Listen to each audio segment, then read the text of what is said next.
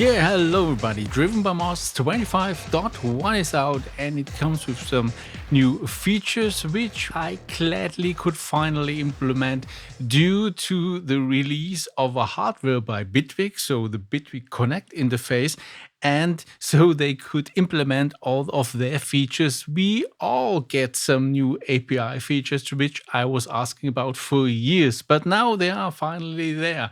And for example, we can now control the last touched or hovered parameter. Actually, it's called clicked parameter in the Bitwig API, which doesn't make any sense because you don't have to click it, you just hover it. And yeah, that's really a cool feature. And I put that into several devices I support, not in all of them because I think it makes no sense for all of them. If you disagree and you have a controller which you think it might sense as well, just write me down in the comments and I will have a look at it if I agree. So let's start out here with the push, and with the push I put it here on the ribbon controller, and you always had the setting of the ribbon controller to control the last parameter, which in that case was only a lame workaround to control the last touched knob up here, but nevertheless the feature was there, and you can activate it by pressing the shift button and touching the ribbon. So there you get into the configuration settings for the ribbon mode.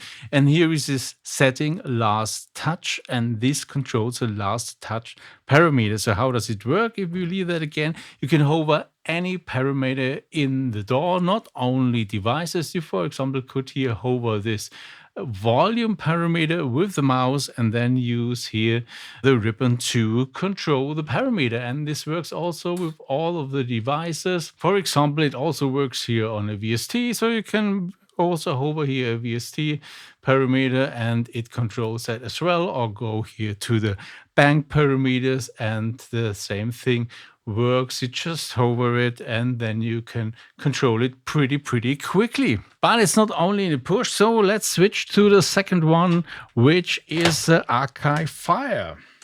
So here we have the Akai Fire and it works the same with that device. But I had to change some things a little bit to make it possible and to squeeze it in. Before that, you could open the window of a VST plugin by simply pressing the button, which does not work anymore. Now you need to use it in combination with the Alt button, and then you can open also the window. Let's switch here to device mode, and this combination Alt and pressing the select button before to deactivate the active plugin.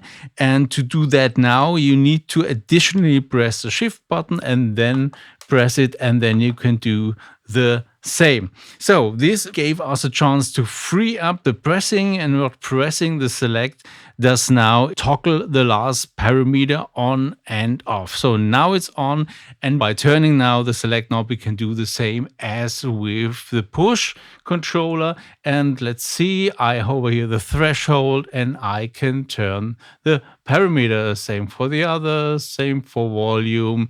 So that's also working nicely. So now let's have a look at the Mackie control implementation, and I use here the Behringer X Touch with that, which does speak the MCU protocol. And there we also have a nice encoder, and this encoder is normally used for scrolling in the project timeline. And this is also a new feature I wanted to show you, because already since the last DrivenByMoss version, you have now the support to adaptive scrolling. What does it mean?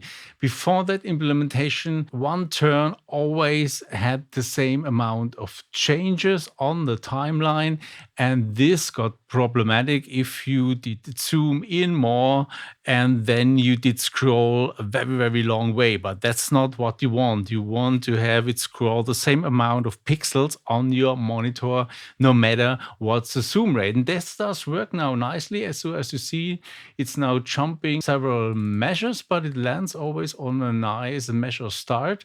And if you zoom in, which you can do here by pressing one of the cursor keys as well here, and then you see it's still scrolling in a usable amount. Here it's 2 bars now, and we could go in further, and then it's 1 bar, and we could go even more, and then it's still 1 bar. and then we go in smaller steps. So this is really, I think, great addition, and this works really nicely. But what we can do is we can switch now the encoder to control the last hovered parameter. But we need a way to activate it, and what I did is add this as a function which you can assign to all of the function keys or to the foot switches, which you can connect here to the device as well. So let's have a look at that. So the settings of the Mackie control are here, and here you can choose the function for the foot switches and for the function keys. And for F8 I selected the last one, last hovered or clicked parameter, which is now available. So we can press here F8 and we have now this function activated. And if I now hover here a parameter, for example the volume, I can use here the encoder to change the volume. You obviously can combine it with shift to do fine tuning as well as normal with all the other parameters, and I can do the same here with the parameters from the devices. So also working nicely here on the Mackie control protocol. And one extension I know many of you dearly love is the generic Flexi, which you can simply use with any controller which can speak MIDI.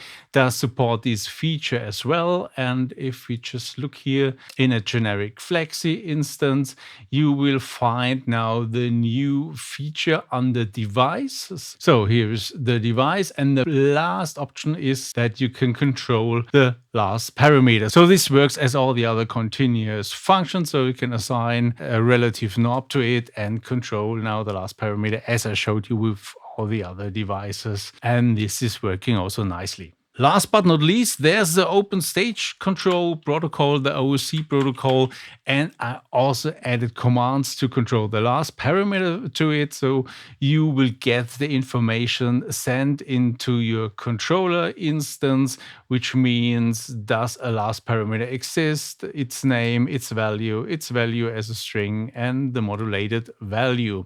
So you find these documentation in the DrivenByMoss manual in the chapter about the OSC.